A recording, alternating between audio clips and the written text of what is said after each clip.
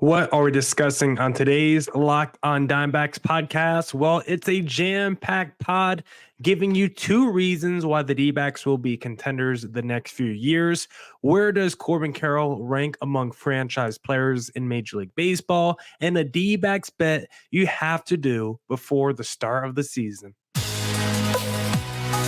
You are Locked on Diamondbacks, your daily Arizona Diamondbacks podcast. Part of the Locked On Podcast Network, your team every day.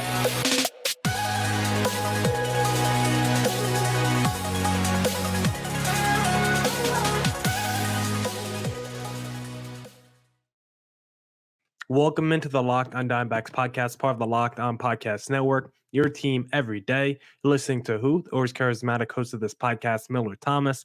I'm a multimedia journalist and I'm a graphic designer. So please go check out my website, millardthomas24.myportfolio.com. On there you can see all my latest work, from my packages to my articles to my photos and my graphic design. Thank you for making Locked on Dimebacks your first listen every day. I would not be able to do this podcast without you, my loyal listeners. Sharing, subscribing, reviewing, doing all that so I could do this podcast for you. Thank you. It's free and available on all platforms. So please continue to tell your friends. And one of those platforms is YouTube. So please hit subscribe to Locked on Dimebacks on YouTube. We were getting close to hitting 1,000 subscribers. Want to hit it before opening day. So please hit subscribe to Locked on Dimebacks on YouTube.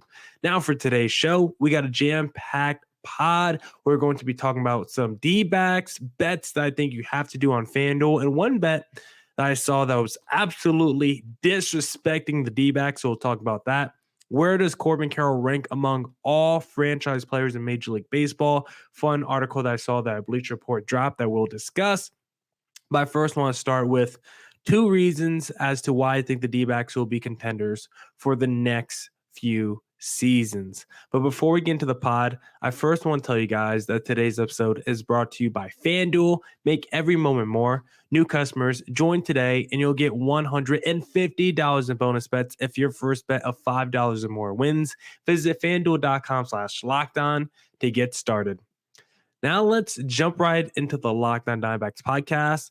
Let's discuss the two reasons as to why I think the D-backs can be in the mix for a World Series this year and the next few years. Two reasons why I think this D-backs team can be a contender for the foreseeable future. And it's because of the homegrown youth and the I knew I was going to mess that word up.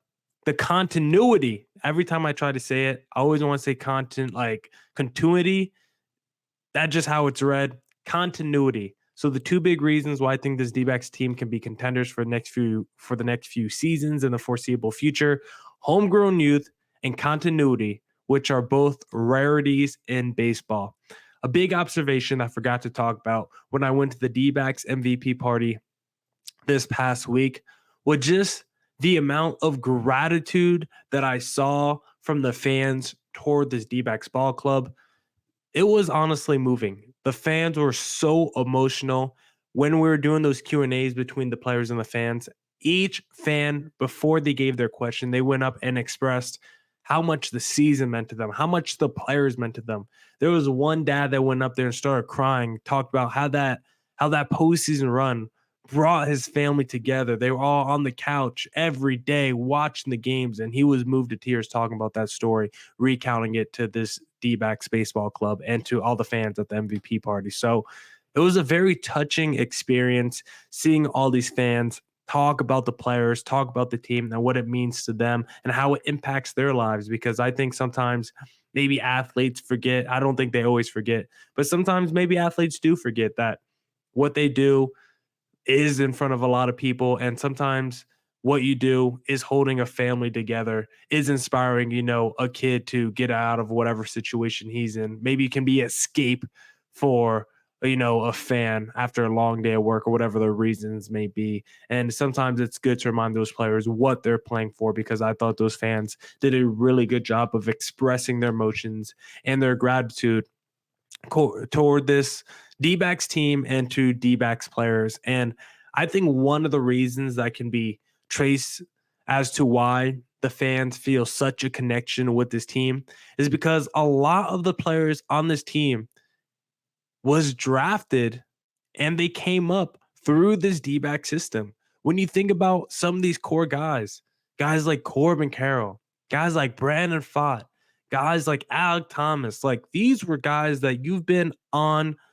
These are guys that have been on the D-backs radar for a very long time. If you're a D-backs diehard fan, you knew who Corbin Carroll was for years before he won Rookie of the Year this past year. Same with Alec Thomas. Like these guys have been on your radar for a while now. And I think when you have fans that you can follow from the day that they get drafted to them going to rookie ball, high A, double A, triple A, all the way to the major league level where they make an impact on a team that makes it to the postseason.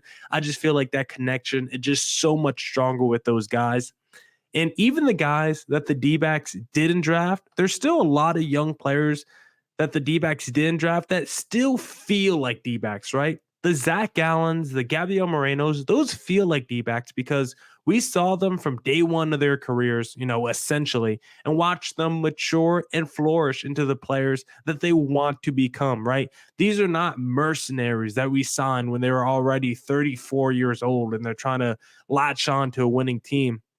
These are guys who had yet made a name for themselves, and they're making a name for themselves with the Arizona Diamondbacks. I think that's a big reason as to why fans feel such a connection to this D-backs team is because so many of these players feel homegrown and they feel like D-backs. And when you actually look at the numbers, reading an article on AZ Snake Pit, they did the breakdown for me today. D-backs have the second most homegrown players on their 40-man roster in the National League. And again, not everyone is a star that they have developed through their system. The D-backs have a great mix of homegrown guys that can help out in a variety of ways. You got guys that could just be solid, long-time major leaguers like a Geraldo Perdomo. You got guys that potentially could just be specialists depending on how they develop, and the Kevin Ginkles and the Alec Thomases of the world. And you even got guys that could be stars like a Corbin Carroll and maybe even a Brandon Pfaadt down the line. You need all these different types of players to build a sustainable winner and a champion. Not everyone can be a star come through your system, but if you can at least produce guys like the Perdomos and the Thomases of the world, guys that can contribute to a World Series environment, that's going to help you in the long run. The other rare thing about this D-backs team, and a positive trait as for why I think they can make another deep postseason run this year, is that continuity, like I discussed at the top of the segment. Everyone from last year, except for like Tommy Pham and Evan Longoria, pretty much the whole team from last year is coming back this season. And this is going to be a core that we're going to see moving forward over the next few years, right? The Martes, the Carrolls, the Gallens, the Kellys, the Erods, the Pfaadts, the Gurriels, the Lawlers, the Morenos, et cetera, et cetera. Maybe a Christian Walker is gone. Hopefully he's not. We'll see what happens with his contract here pretty soon. But at least for the next few seasons, we expect the D-backs to have the same core. And I think that's so rare in sports. And I think that's so rare in Major League Baseball to have the same core season after season. When you look at the bottom 8 teams in terms of homegrown talent in Major League Baseball right now, 4 of the teams are the Mets, the Yankees, the Phillies, and the Padres. And the Padres are dead last with only 8 homegrown players on their 40-man roster.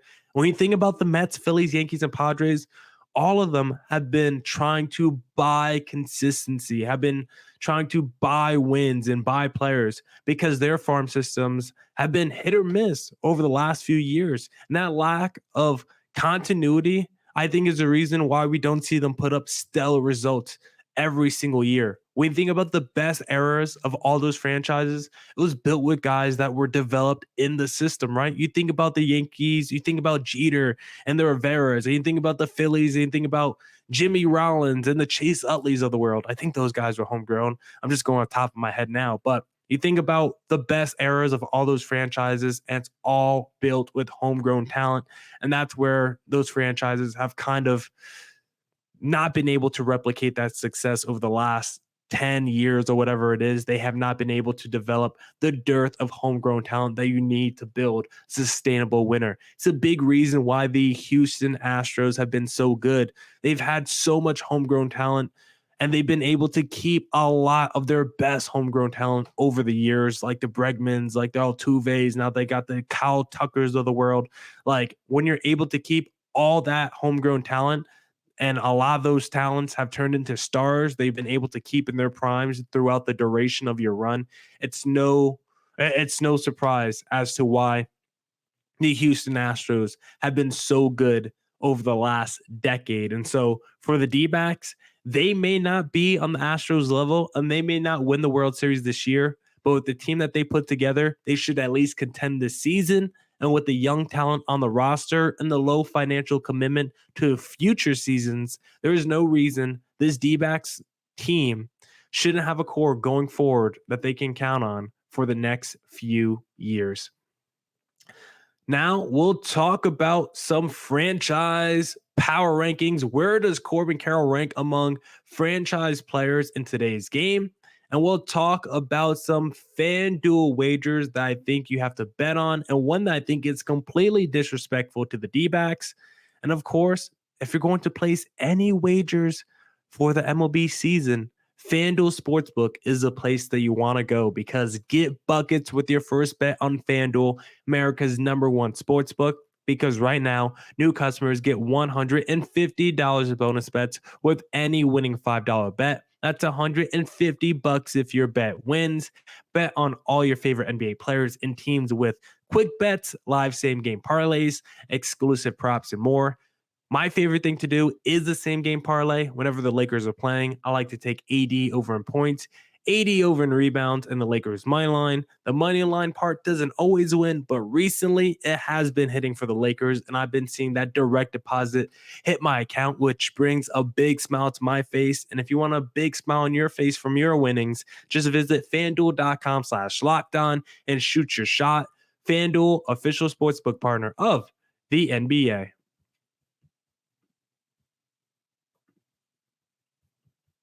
All right. Let's get back into the Locked On Diamondbacks podcast. Let's discuss this fun little article that I saw on Bleacher Report. They were doing a franchise player ranking. So they were taking the best player on every team that you would want to start a franchise with, and they power ranked all those guys. And so I want to discuss where they had Corbin Carroll and how I would do my own franchise power ranking, because they did kind of take into account contract value and age. But at the end of the day, this is more about who you would want on your team right now. I'm going to give you guys my top 10 players that I would want to build around the team right now. But let's talk about how Bleacher Report came out with their initial power ranking. So we'll start at number 10 for Bleacher Report. I mean, do you guys want to hear the whole list? I guess we could run through it real quick. It's kind of fun. Number 30, CJ Abrams of the Nationals. 29, we got Zach Geloff of the Oakland A's, Nolan Jones of the Rockies, Spencer Torkelson of the Tigers. I think Nolan Jones is probably going to be a lot higher on this list by next year. Elliot De La Cruz at 26 for the Reds, Christian Yelich, 25 for the Brew Crew, Jazz Chisholm, 24 for the Marlins, Brian Reynolds, 23 for the Pirates, Randy Arozarena, 22 for the Rays, Dansby Swanson, 21 for the Cubs. That will change if Cody Bellinger resigns. Logan Webb, 20 for the Giants, Vlad Guerrero Jr., 19 for the Blue Jays, Devers Raphael, of course, 18 for the Red Sox, Mike Trout, 17 for the Angels, Luis Robert, 16 for the White Sox, Carlos Correa, 15 for the Twins, Paul Goldschmidt, 14 for the Cardinals, Manny Machado, 13 for the Padres, Altuve, 12 for the Astros, Lindor, 11 for the Mets, and then your top 10. Seager for the Rangers, Harper for the Phillies, Ramirez, 8 for the Guardians, Bobby Witt, 7 for the Royals, Corbin Carroll, 6 for the D-backs, Adley Rutschman, 5 for the Orioles, Aaron Judge, 4 for the Yankees, Mookie Betts, number 3 for the Dodgers, Julio, number 2 for the Mariners, and Ronald Acuna Jr., number 1 for the Braves.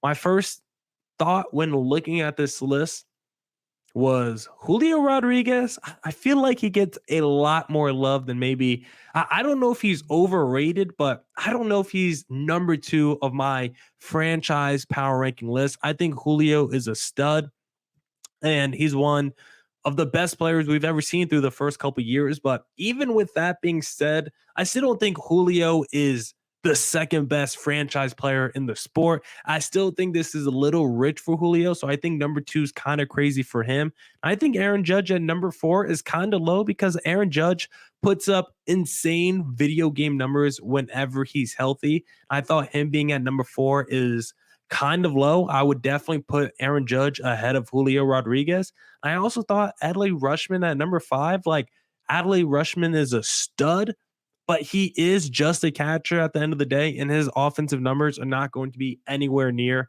some of these other players. And so that's why Corbin Carroll at number 6 for me. If you're just going off Bleacher Report list, then he should be moved into the top 5 because I don't think a Corbin Carroll should be behind Adley Rutschman. If you're telling me who would you rather build a franchise around, I'd rather have Corbin Carroll and then my catcher be like Gabriel Moreno than it be Adley Rutschman as my catcher, and then maybe Santander or something as my outfielder. I just think you get way more value out of a Corbin Carroll than an Adley Rutschman.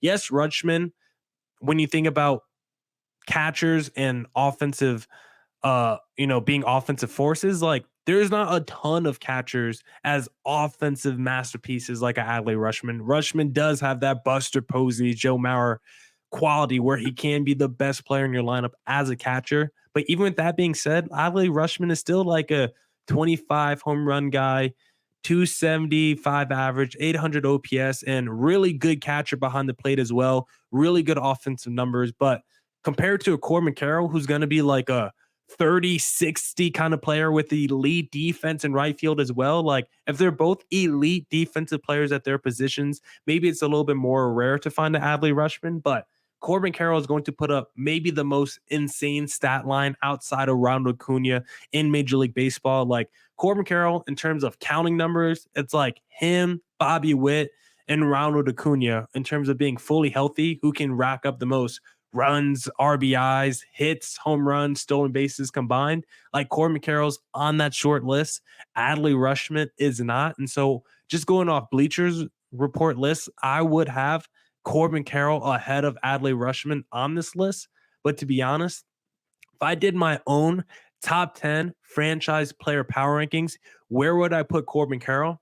This is how I would do it. I would have Ronald Acuna Jr. number 1 because I feel like after coming off an MVP season and after coming off a year where you hit 40 home runs and you steal 70 plus stolen bases, like you deserve it. You lead the league in OPS, you lead the league in OBP, you lead the league in stolen bases, 40 plus home runs, you lead the league in hits, you lead the league in runs. Like he had 149 runs scored. That's probably the craziest part of the stat line he put up last year. Acuna needs to be 1. Judge I have as number 2 because I don't think there's a player scarier at the plate than Aaron Judge. Like, let's not forget, he's 6'7" in 106 games last year. He had 37 home runs and over 1,000 OPS. Aaron Judge is the scariest player in the box when he's right and he's healthy. He's number 2 on my list. Number 3, I would have Mookie Betts because all-around talent that's consistently healthy can play right field, can play second base, has power, has speed, clubhouse leader. I absolutely love Mookie Betts, and he had one of the best OPS seasons he's had in his career last year, just getting better with age. I would have Mookie Betts number 3. Number 4 is a guy who wasn't even voted as his franchise player for his franchise, but I'm going Fernando Tatis Jr. number 4. I know I said on a podcast the other day that you could say Corbin Carroll's better than Tatis right now. But if you actually put a gun to my head, who would I start franchise with right now? I'm probably going Tatis over Corbin Carroll. I know 2023 did not play a ton, came back a little bit late because of PEDs. 2022 missed all of 22 because of injuries and PEDs. But when Tatis is right, I mean, he's got the power. He's got the speed. All of a sudden, he's got defense now as well. I love his swagger. Tatis, I think, is an electric player, and I would have him number 4. Number 5 for me, I would actually have Corey Seager. So I don't have Corbin Carroll on my top 5. I would have Corey Seager, World Series MVP, second in MVP voting this past year. This is a guy who has an elite postseason resume. This is a guy who's coming off a monster regular season where he had a 327 average, over 1,000 OPS, and just 119 games with 33 home runs. He was a beast in the regular season last year. He was a beast in the postseason last year, and maybe the best player in Major League Baseball this past year. And then at number 6, I actually have Bryce Harper ahead of Corbin Carroll, because Bryce Harper, I still think once we get to the postseason, I don't think there's a scarier postseason player right now than a Bryce Harper. And he still had himself a pretty damn good season despite coming off the Tommy John surgery. Bryce Harper won an MVP just a couple seasons ago in 2021. Maybe another season of Corbin Carroll's greatness, I would put him over Bryce Harper, but I still view Bryce Harper as an elite superstar stud. And so as it currently stands, I would have him over Corbin Carroll, because for Corbin Carroll, I have him number 7 on my list.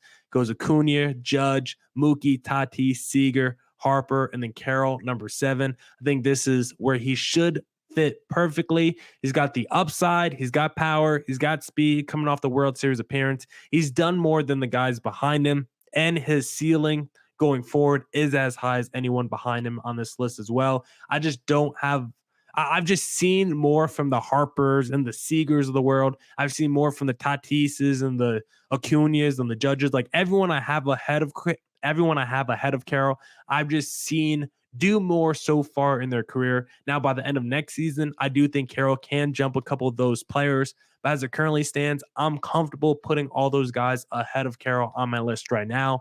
But behind Carroll, to round out my list, number 8, Julio Rodriguez.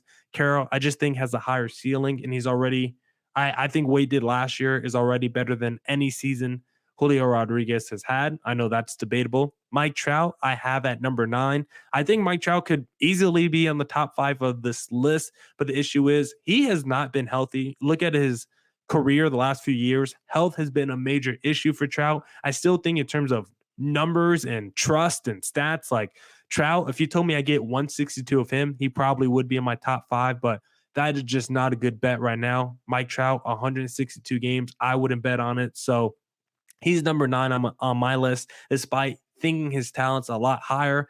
I would put him number 9. But if you told me I get a fully healthy Trout, I would probably bet on Trout to be the MVP in the American League. Like, I don't think that's insane at all. And then to round out my list, I got Bobby Witt Jr., just got a new contract, another dude who puts up really insane counting stats, power, speed combination. And I do think the Royals are the team to watch in the American League this year. I don't think they're going to win a World Series or anything like that, but in terms of being a postseason sneaky contender, I think the Royals could sneak in as a wild card team. If that happens, Bobby Witt's probably going to put up some insane stats and potentially win the MVP in the American League. So I think the Royals are a team to watch out for, and Bobby Witt is a player to watch out for. And Corbin Carroll, in my franchise player power ranking, I got him at number 7. Now we'll talk about which bets you should go wager on right now on FanDuel, and which bets seem a little disrespectful to the Dbacks before the start of the season. But one thing that is never disrespectful and always a help is eBay Motors, because passion, drive, and patience, what brings home the winning trophy, is also what keeps your ride or die alive. eBay Motors has everything you need to maintain your vehicles and level it up to peak performance. From superchargers, roof racks, exhaust kits, LED headlights, and more, whether you're into speed, power, or style, eBay Motors has got you covered. With over 122 million parts for your number one ride or die, you'll always find exactly what you're looking for. And with eBay Guaranteed Fit, your part is guaranteed to fit your ride every time or your money back. Because with eBay Motors, you're burning rubber, not cash. With all the parts you need at the prices you want, it's easy to turn your car into the MVP and bring home that win. Keep your ride or die alive at ebaymotors.com. Eligible items only. Exclusions apply. eBay Guaranteed Fit only available to U.S. customers. Now let's talk about some FanDuel wagers that I think you have to bet on, and one that I think is completely disrespectful to the D-backs. But if you like the show, please follow me on Twitter at CareerThomas24 for my personal account, or look up Locked on Diamondbacks both Twitter, Instagram for the podcast handle. But let's talk about those two bets that I found on FanDuel. One that was disrespectful and one that I think is a great value to D-backs fans. Let's first start with the disrespectful one because they have a new category on FanDuel. It just yes or no. Do you think this team will make the playoffs? They go through every team. Yes or no. Do you think they will make the playoffs? Atlanta Braves, yes, minus 4,000. No, plus 1,100. A team like the Orioles, yes, minus 184. No, plus 142. Let's look at the San Francisco Giants. Yes, plus 180. No, minus 235. So a lot of the numbers make sense. But with the Arizona Diamondbacks, I thought it was a little crazy and a little disrespectful to have the yes at plus 112 and the no at minus 142. So what does that mean? If you're not a betting person, FanDuel is telling you that they think the favorite option between these two is the D-backs not to make the postseason. They think it's a better chance that the D-backs miss it than make it. They are actually letting you win more money and make a bigger profit. If you were to say, yes, the D-backs are making the playoffs, you would win. If you put down 100, you would win $112, as opposed to if you put down 100 on the no, you would only win minus 142. I don't even know what the math is. Just know you would win less than 100 if you bet no, and you would win more than 100 if you betted yes. I just think that's crazy. Again, the D-backs are coming off the National League champion. The D-backs are National League champions. They're coming off the National League Championship Series. I guess that's what I should say. The D-backs are coming off an NLCS win. They are the reigning NL champs. They are the World Series runner-ups. The D-backs just made it to the playoffs last year.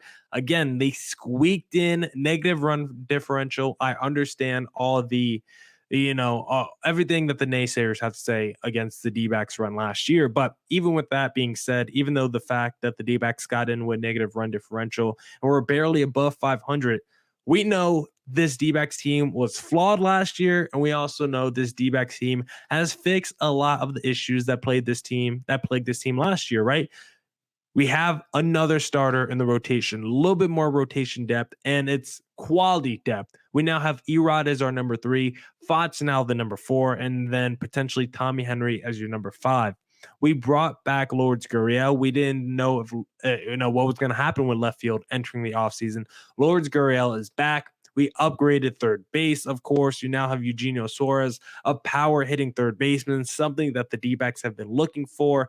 Maybe he's in the decline. Yes, he's going to strike out a ton, but should still be better than what the D-backs have thrown out there last year with Evan Longoria and a litany of other pieces.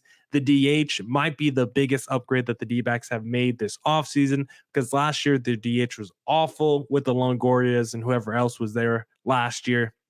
But now you're going to have Jock Peterson against righties, and you're going to have Grichuk against lefties. Very strong 1-2 punch. Full season of Sewald and Ryan Thompson and the Sal Franks of the world. So your bullpen should be better. Your lineup should be better. Your rotation should be better. Your team that already runner-up to the World Series. So everything is saying upward arrow for this D-backs team, and yet we still think it's more likely than not that they miss the postseason. I just don't think that's a good bet. And so for D-backs fans, I think you should go on here and bet, yes, D-backs will make the playoffs, because you will win money. You will win money if the D-backs make the postseason. Just go put $20 down. You will walk away with like $25 back in your pocket. So good odds there, plus 112 for the D-backs to make it to the postseason. That was the very disrespectful bet. And then the bet that you can parlay with this one. I don't know if you can actually do a parlay, but if you think that the D-backs are going to make it to the postseason, and if you like the chances of the D-backs to win, a good amount of games in 2024, because you look at all the Fangraphs projections, like there's only like 2 or 3 teams projected to win at least 90 games. So if you think the D-backs can get to 90 games in 2024, why not bet on it? If you already think that the D-backs can make it to the postseason and you think that they can improve on their, how many games did they win last year? 84, right? If you think the D-backs can improve on what they did last season, if you think all their upgrades can add, they did win 84 games. So if you think Suarez, Grichuk, Jock Peterson, and Erod is worth 6 wins to the total that they had last year, then why not bet on the D-backs to make it to the postseason? And why not bet on them to win 90 games next season? It's plus 250 for the D-backs to win 90 games. They think a team like the St. Louis Cardinals and teams like the Seattle Mariners have a better chance of winning 90 games than the D-backs next year, which again, I think is absolutely crazy. So why not go bet on both those things? D-backs make the postseason and D-backs win 90 games, because I do think the postseason one is a guarantee. And if that one hits, I do think there's a solid chance of the D-backs also winning 90 games next season, like 90 flat. And if that happens, you can win both of those bets and come home with some major money. And if you do, don't forget to shout out me and hopefully send some money my way. I take Venmo, I take Zelle, I take Cash App. So go place those wagers down, come home at the end of the season with a little dough, and then send some of that dough out to your favorite podcast host. Now, that's it for this edition of the Locked On Diamondbacks podcast. Come back tomorrow for more Diamondbacks news coverage and insight. Thank you for making Locked On Diamondbacks your first listen every day. And as always, stay safe, stay healthy. Deuces.